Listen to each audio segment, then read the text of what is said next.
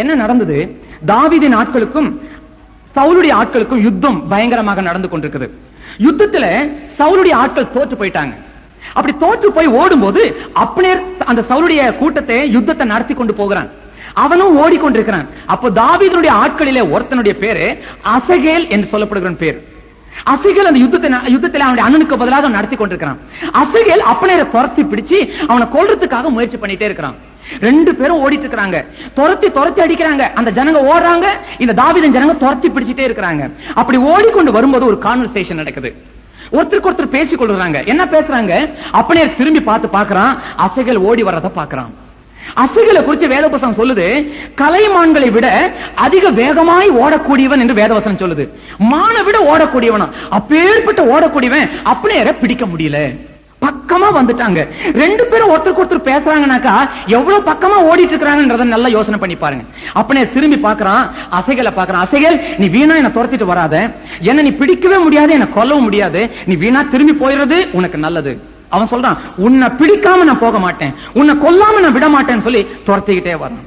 ரெண்டாவது சொல்றான், உனக்கு நீ யாரையாவது கொல்லுண்டு போகணும், எங்க கூட்டத்தில் அவ்வளவுதானே, இந்த பாரு என் கூட ஓடி வராங்களே, யாரையாவது ரெண்டு பேரை கொன்னு எடுத்துட்டு போப்பா. என்ன நீ கொல்ல முடியாது, அது மாத்த நான் உன்னை நிச்சயமா நான் சொல்லிக்கிறேன். என்ன நீ கொல்ல முடியாது, என்ன நீ தொட முடியாது, வீணா நீ திரும்பி போயிடு.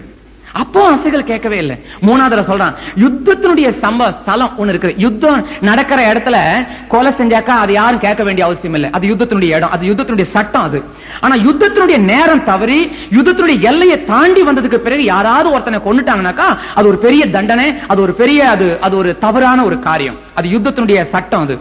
ஆகவே இந்த நிலையை தாண்டி வந்தாச்சு. இப்ப அவன் சொல்றான், யுத்தத்தினுடைய நிலையை தாண்டி வந்திருக்குது. இப்ப நீ என்ன தொடர, என்ன பிடிக்கணும்னு வர்ற, ஆனா ஒண்ணு அநியாயமா நீ செத்துடுவேன். நான் உன்னை கொன்னுடுவேன். வேண்டாம், நான் உன்னை கொன்னுட்டேனாக்கா உங்க அண்ணன் கிட்ட போய் நான் எப்படி உன் அண்ணனுடைய முகத்துல போய் நான் முழிப்பேன். அப்படின்னா என்ன அர்த்தம்? யுத்தம் நடக்காத ஒரு ஸ்தலத்துல போய் என் தம்பியை கொண்டுட்டப்பா, நீதான் அவன் தான் உனக்கு சின்ன பையன், தெரியல, சட்டம் தெரியாது. சட்டம் தெரிஞ்சவனாச்சே, என் தம்பியை நீ அப்படி கொல்லலாமான்னு அவன் கேட்டான், அவன் மூஞ்சில எப்படிப்பா முழிப்பேன். ஆகவே சொல்றேன், அசகேல் நீ திரும்பி போயிடுப்பா. அப்போ சொல்றான், உன்னை கொல்லாம விடவே மாட்டேன். கடைசியா பார்த்தான், என்னென்னமோ அப்படியே சொல்லி சொல்லி பார்த்தான், கேட்கவே இல்லை. கடைசியா அப்பனே கையில் இந்த ஈட்டியை பிடிச்சான். அவன் ஒரு பெரிய வீரன். வீரனோடு வீரன் சண்டை போட்டாக்கா இந்த கூர் பாகம் இருக்குதுல்ல, அதுல குத்தி சண்டை போடலாம். இவன் பொடி பையன், இவனை கொல்றதுக்கு இந்த கூர் பாகம் அவசியம் இல்லைன்னு சொல்லிட்டு அந்த ஈட்டினுடைய பின்பக்கம் இருக்குது பாருங்க, அந்த பின்பக்கம் மழுங்கி போன பக்கம், அந்த பக்கத்துல அசகேல ஒரு குத்துனானா வேதம் சொல்லுது, ஈட்டி முதுகு பக்கமா வெளியே வந்துருச்சான். முதுகு பக்கமா அதே இடத்துல அசகேல் செத்து போயிட்டான். இதுதான் நடந்த விஷயங்க. இதுதான் நடந்த விஷயம்.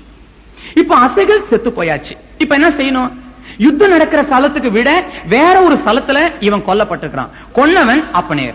இப்போ யுத்தம் நடக்காத ஒரு ஸ்தலத்துல ஒருத்தனை கொன்னாச்சுனாக்கா மோசேயுடைய பிரமாணம் பிரகாரம் என்ன செய்யணும்னாக்கா, அந்த கொன்னவனை யாரு வேணாலும் கொல்லலாம், எங்க பார்த்தாலும் கொல்லலாம். அதுக்கு நல்ல உரிமை உண்டு, சுதந்திரம் உண்டு.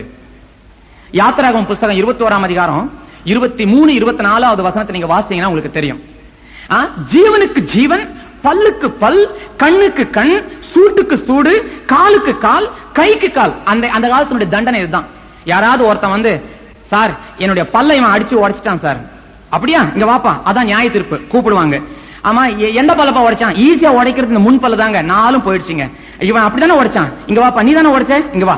அவன் 3 பல்லையும் தட்டி அவன் கையில கொடுத்து போயிடுவா. அதாங்க அந்த காலத்தினுடைய தீர்ப்பு.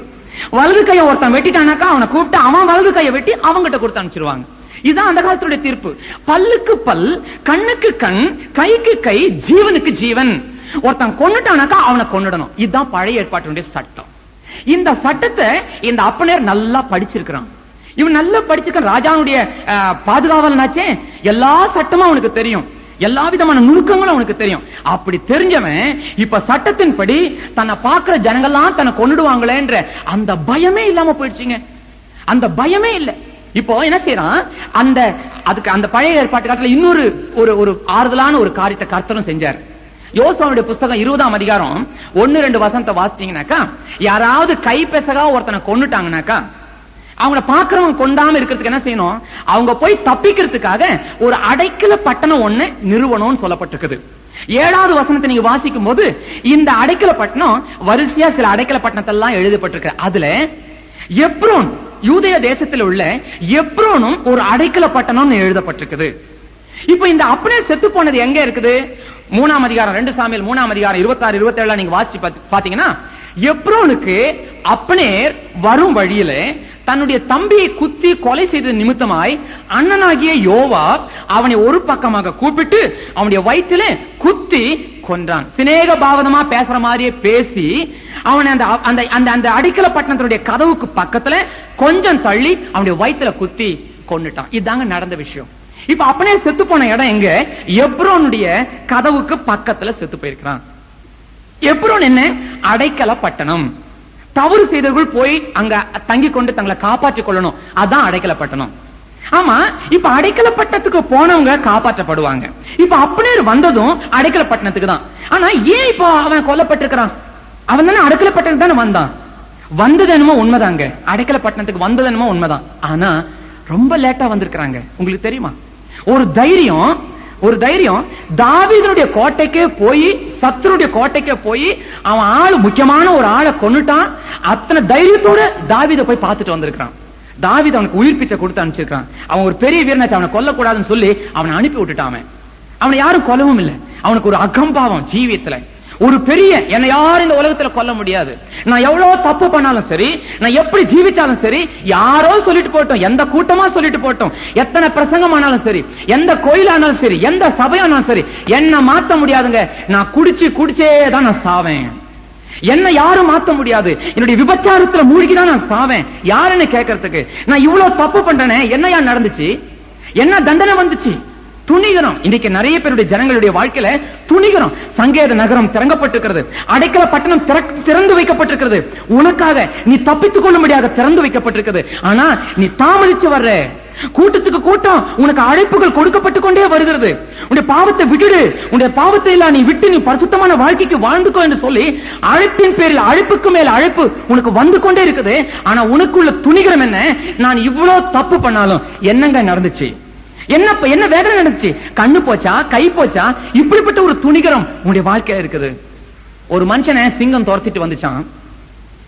காட்டுக்குள்ள ஓடி வரான், சிங்கம் துரத்திட்டு வருது. இப்ப எப்படி தப்பிக்கிறதுன்னு பாக்குறான். அங்க மரங்களாம் ஒண்ணும் பெரிய மரங்களே கிடையாது. இருந்தாலும் மரத்துல கிடுகிடுன்னு ஏறிடலாம். ஒரு மரமும் கிடையாது. எல்லாம் அப்படி தரமட்டமா கிடக்குது. சின்ன சின்ன செடிங்க தான். சிங்கமா வேகமா வருது. இவன் தலகாலத்துல ஓடி வரான். ஓடி வந்த உடனே பார்த்தா இன்னும் பக்கமா வந்துருச்சு. ஒரே ஒரு வழிதான் இருக்குது. பக்கத்துல ஒரு பாலும் கிணறு ஒண்ணு இருக்குது. அந்த கிணற பார்த்தான். உடனே அதுல குதிக்கணும்னு பார்த்தான். குதிச்சாக்கா சிங்கம் உள்ள வராது, தப்பிச்சுக்கிறான். ஆனா உள்ள பார்த்தா 2-3 பாம்பு தலை ஆட்டிட்டு இருக்குது. இத பார்த்தான். உள்ள குதிச்சா பாம்பு, வெளியே நின்னா சிங்கம் வந்து பிடிச்சிரும். இப்ப என்ன பண்றதுன்னு அவனுக்கு தெரியல. உடனே அந்த கிணத்துக்குள்ள ஒரு மரத்தினுடைய விழுது ஒண்ணு இருக்குது. ஒரு வேர் ஒண்ணு, பெரிய வேர் ஒண்ணு தொங்கிட்டு இருக்குது. கிடுகிடுன்னு அந்த வேரை பிடிச்சான். அப்படியே தொங்கிட்டு நின்றான். அந்த கிணத்தினுடைய நடு பகுதியில அப்படியே நின்று கொண்டான். இப்ப மேல சிங்கம் வாயை திறந்து பார்த்துட்டு இருக்குது. கீழே பாம்பு இப்படி ஆடிக்கிட்டே இருக்குது. இந்த நிகழ்ச்சியின் சமயத்துல இன்னொரு சம்பவம் நடக்குது. இவன் அந்த மரத்தினுடைய அந்த வேரை புடிச்சிட்டு இருக்கிறானே, ஆடிக்கிட்டே நிக்கிறான். அந்த வேருடைய அந்த அடி பாகத்தை 2 எலிங்க கடிச்சுக்கிட்டே இருக்குது. யோசனை பண்ணி பாருங்க, அந்த கிரிட்டிக்கல் பொசிஷன் எப்படி இருக்குன்னு யோசனை பண்ணி பாருங்க. இப்ப அது கடிச்சிட்டு இருக்குது. இந்த சமயத்துல இவன் சுத்தி முத்தியும் தப்பிக்கலாம்னு சொல்லிட்டு இப்படி அப்படி பாத்துக்கிட்டே இருக்கிறான். பார்க்கும்போது பார்த்தா திடீர்னு அவனுடைய கண்ணுல அந்த தூரத்துல ஒரு பொந்துல ஒரு தேன் கூடு, அந்த தேன் கூட்டுல இருந்து தேன் சொட்டு சொட்டா ஒழுகிட்டு இருக்குது.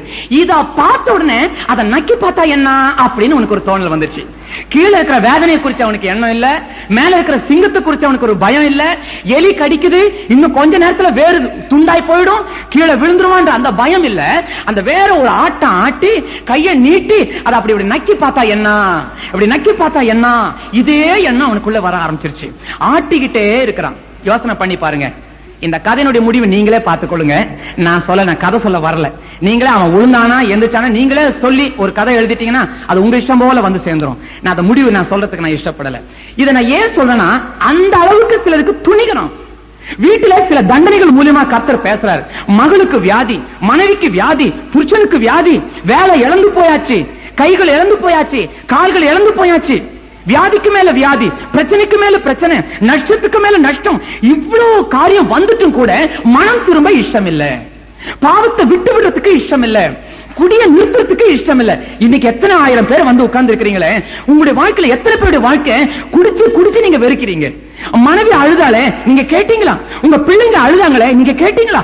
ராத்திரி வரும்போதெல்லாம் மனைவி பயப்படுறா, என்னைக்கு ராத்திரி வரப்போகுது, இன்னைக்கு ராத்திரி வரப்போகுதே, ராத்திரியே வராம இருந்துட்டா எவ்வளவு நல்லா இருக்கும் என்று சொல்லி எத்தனை மனைவிகள் கண்ணீர் விடுறாங்க, எத்தனை பிள்ளைகள் கண்ணீர் விடுறாங்க. அருமையான சகோதரனே, இன்றைக்கு ராத்திரி கேட்கிற இந்த செய்தி உன்னுடைய குடியிலிருந்து ஒரு விடுதலை உண்டாக்கட்டும்.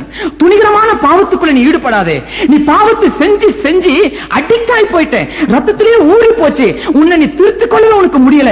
ஆனால் இயேசு கிறிஸ்து உனக்கு சக்தியை தருவார். இயேசு கிறிஸ்து ஓடிவா, என்னால் பாவத்தை விட முடியல சுவாமி என்று சொல்லி கெஞ்சி கதறி கேட்டுப்பார். கர்த்தர் உனக்கு ஒரு பலத்தை தருவார். துணிகரம் வேண்டாம். அப்படியே அடைக்கல பட்டத்துக்கு வந்தது உண்மைதான். எங்க செத்து போன வசனம் சொல்லுது தெரியுங்களா? அந்த 27, 26, 27 வசனம் சொல்லுது, அந்த அடைக்கல பட்டணத்தினுடைய கதவுக்கு பக்கத்துல சற்று தள்ளி, சற்று தள்ளி அப்படின்னா என்ன அர்த்தம்? ஒரே ஒரு அடி உள்ள வச்சிருந்தானாக்கா அவனுக்கு ரட்சிப்பு கிடைச்சிருக்கும். ஒரே ஒரு அடி தாங்க, ஒரு அடி தான் உள்ள வச்சிருக்கணும். தமிழ சொல்லுவாங்க இல்லையா, உள்ள இருந்தா மூச்சு, வெளியே விட்டா போச்சு. அதான் தமிழ சொல்லுவாங்க இல்லையா? உள்ள இருந்தாக்கா மூச்சுங்க, இதுக்குள்ள இருக்கிற மூச்சு உள்ள இருக்கிற வரைக்கும் தான் நீ பேசுவ. அது வெளியே போன அந்த மூச்சு உள்ள வராம போயிடுச்சுனாக்கா பிரதருக்கு அடக்க ஆராதனை தான். அப்போ என்ன அர்த்தம்? நீ உள்ள இருந்தாதான் உனக்கு ஆசீர்வாதம், வெளியே இருக்கிற வரைக்கும் உனக்கு ஆசீர்வாதம் இல்லை. அடிக்கிற பட்டணம் உனக்காக திறந்திருக்குது. நிறைய பேர் என்ன சொல்றாங்க, இல்லைங்க இதெல்லாம் அனுபவிக்கிற ஸ்டேஜுங்க, இந்த வயசுலாம் அனுபவிக்கிற வயசு, நீங்க என்ன நீங்க பாட்டுகள் உடலுடன் பேசிட்டு இருக்கிறீங்களே, இதெல்லாம் அனுபவிக்க வேண்டிய வயசு. இப்ப நான் அனுபவிக்கலனாக்கா நான் என்னைக்கு நான் அனுபவிக்கிறது? இங்க இருக்கிற கேளிக்கைகளும் களியாட்டுகளும் கடவுள் தானே உண்டாக்குனாரு. மதுபானத்தை உண்டாக்குறது கடவுள் கொடுத்த புத்தியா? சினிமாவை உண்டாக்குறது கடவுள் கொடுத்த புத்தி. சிகரெட் பிடிக்கிறதுக்கு கடவுள் கொடுத்த புத்தியில தான் அது உண்டாக்கிச்சு. ஆகவே இதெல்லாம் நான் அனுபவிக்கிறதுக்காக, ஆகவே நான் அனுபவிக்கின்றதெல்லாம் அனுபவிச்சுட்டு பிறகு நான் கடந்து போகட்டும், அதுக்கப்புறம் உங்களோட உபதேசம். இப்ப எனக்கு உபதேசம் வேண்டாம், உங்க உபதேசம் இப்ப எனக்கு வேண்டாம், இப்ப எனக்கு வேண்டாம். நான் ரிட்டையர்ட் ஆனதுக்கு அப்புறம் சொல்றீங்களே அப்ப சொல்லுங்க, அப்ப நான் கேட்கிறேன். எத்தனை பேர் அப்படி சொல்றாங்க? பிரசங்கியுடைய புஸ்தகம் 8ஆம் அதிகாரம் 11ஆம் வசனம், ஏசாயா தீர்க்கதரிசன புஸ்தகம் 57ஆம் அதிகாரம் 11ஆம் வசனம், எரேமியா தீர்க்கதரிசன புஸ்தகம் 22ஆம் அதிகாரம் 11ஆம் வசனம் சொல்லுது, உன் துஷ்ட கிரியைகளுக்கு ஏற்ற தண்டனை சீக்கிரமாய் வராதபடினால் மனுஷனுடைய இருதயம் பாவம் செய்வதற்கு துணிகரம் கொள்கிறான். பிரசங்கியுடைய புஸ்தகம் 8ஆம் அதிகாரம் 16ஆம் வசனம் சொல்லுது, நீ செய்யற தப்புக்கு தண்டனை சீக்கிரம் வராதனால மனுஷன் பாவம் செய்வதற்கு துணிகரம் கொண்டிருக்கிறான். நான் இவ்வளவு தப்பு பண்ணிருக்கிறேன், எனக்கு ஒரு விதமான ஆபத்தும் வரலையே, ஒரு விதமான வேதனைகளும் வரலையே, நான் இஷ்டம் போல ஜீவிப்பேன் என்று சொல்லி அவன் தன்னுடைய இஷ்டம் போல தன்னுடைய வாழ்க்கையை செலுத்திக் கொள்கிறான். இன்றைக்கு ராத்திரி கர்த்தருடைய அறிவு பண்ணி புரிஞ்சுக்கோ. கர்த்தருக்கு 2 விதமான ஆயுதம் உண்டு, நான் ஏற்கனவே சொல்லியிருக்கிறேன். 2 ஆயுதம், ஒன்னு கிருபையின் ஆயுதம், இன்னொன்னு சிக்ஷையின் ஆயுதம். கிருபையின் ஆயுதத்தை முதலாவது உபயோகிச்சு பாப்பாரு. வசனத்து மூலியமா, கூட்டங்கள் மூலியமா, பிரசங்கத்தின் மூலியமா, பைபிள் மூலியமா என்னெல்லாம் உனக்கு சொல்லி பார்க்கணுமோ சொல்லி பார்ப்பாரு. நல்ல விதமா சொல்லி பார்த்து நீ சரிப்பட்டல அப்படின்னாக்கா அடுத்தது சிக்ஷையின் ஆயுதம், தண்டனையின் ஆயுதத்தை உபயோகிப்பார். ஏன் தண்டனை? உன்னை வெறுக்கிறாரா? இல்ல இல்ல, உன்னுடைய தண்டனை கொடுத்து, வியாதி கொடுத்து, பிரச்சனையை கொடுத்து, நஷ்டத்தை கொடுத்து அப்பவாவது நீ மனம் திரும்புவியான்றது தான் அவருடைய இஷ்டம். நீ வேதனை அனுபவிக்கணும்ன்றது இஷ்டம் இல்ல. ஆனா இப்பவும் நீ மனம் திரும்பலனாக்கா கர்த்தர் எவ்வளவு வேதனையா இருப்பார் தெரியுமா, எவ்வளவு துக்கத்தோடு இருப்பார் தெரியுமா? ஒரே ஒரு காரியத்தை நான் மாத்திரம் உங்களுக்கு சொல்றேன். மார்க்கு சுவிசேஷம் 12ஆம் அதிகாரம் 32வது வசனத்தை சொல்லப்பட்டிருக்குது. இயேசு கிறிஸ்து ஒரு வேதபாரனோடு பேசிக் கொண்டிருக்கிறார். வேதப்பா இயேசு கேட்ட கேள்விக்கெல்லாம் வேதபாரன் நல்லா பதில் சொன்னானா. அவன் ஞானத்தோடு உத்தரவு சொன்னதுனால ஏசாமி சொன்னாரா, நீ தேவனுடைய ராஜ்யத்துக்கு தூரமானவன் அல்ல என்று சொன்னார். அவனுடைய பதில பார்த்துட்டேன், ரொம்ப அழகா நீ பதில் சொன்னப்பா. உபாசம் எடுக்கிறியா? எடுக்கிறேன். காணிக்க கெடுக்கிறியா? கெடுக்கிறேன். நீ சர்ச்சுக்கு போறியா? போறேங்க. நான் ஒழுங்கா நான் போறேங்க. பாவத்தினை அறிக்கை செய்யறியா? அறிக்கை செய்யறேங்க. எல்லாம் கரெக்ட், எல்லாம் correct. Very good, very good. நீ தேவனுடைய ராஜ்யத்துக்கு தூரமானவன் அல்ல. இந்த சர்டிபிகேட் கொடுத்த உடனே அவன் நினைச்சுக்கிட்டான், அடேப்பா நல்ல சர்டிபிகேட் நமக்கு கொடுத்துட்டாருன்னு நினைச்சிட்டு இருக்கான். தேவனுடைய ராஜ்யத்துக்கு தூரமானவன் அல்லனாக்கா என்ன அர்த்தங்க? தேவனுடைய ராஜ்யத்துக்கு பக்கமா இருக்கிறன்னு அர்த்தம். தேவனுடைய ராஜ்யத்துக்கு பக்கமா இருக்கிற, நீ தூரம் இல்லனாக்கா என்ன அர்த்தம்? பக்கமா இருக்கிற. ஆனால் நீ தேவனுடைய ராஜ்யத்துக்கு உள்ள இல்ல, அதை நல்லா புரிஞ்சுக்கோ. உள்ள இருந்தாதான் ஆசீர்வாதம், உள்ள இருக்கிற வரைக்கும் தான் ஆசீர்வாதம். இந்த அப்பனர் எங்க செத்து போனா? அடைக்கல பட்டணத்துக்கு ஓரத்துல தான் செத்து போனான். பக்கமா தாங்க, ஒரு அடி வச்சா உள்ள போயிருந்திருக்கலாம். நீ ஓரமா இருக்கிற வரைக்கும் உனக்கு ஆபத்து தான். வசனம் சொல்லுது, ஒருவன் கிறிஸ்துவுக்கு உள்ள இருந்தால் அவன் புது சிருஷ்டி, வெளியே இருந்தால் பழைய சிருஷ்டி. இப்ப நீ யோசனை பண்ணி பாரு, உள்ள இருக்கிறியா வெளியே இருக்கிறியா? சில குடும்பத்துல பிரச்சனை இருக்கிறது காரணம் என்ன? யாரோ ஒருத்தர் உள்ள இருக்கிறாங்க, யாரோ ஒருத்தர் வெளியே இருக்கிறாங்க. அந்த மாதிரி உள்ள குடும்பத்துல எப்பவுமே பயங்கரமான சண்டை, சமாதானம் இல்ல. 2 பேரும் ஒருவேளை வெளியே இருந்தாலும் அதே மாதிரிதான் குழப்பம் இருக்கும். 2 பேரும் உள்ள இருக்கணுங்க. புருஷனும் மனைவியும் உள்ள இருந்தாதான் அந்த குடும்பம் ஆசீர்வதிக்கப்பட்ட குடும்பம். அப்போ நல்ல யோசனை பண்ணி பாருங்க, நீ உள்ள இருக்கிறியா வெளியே இருக்கிறியா? சங்கீதம் அந்த அடைக்கல பட்டணம் திறந்து வைக்கப்பட்டிருக்கிறது.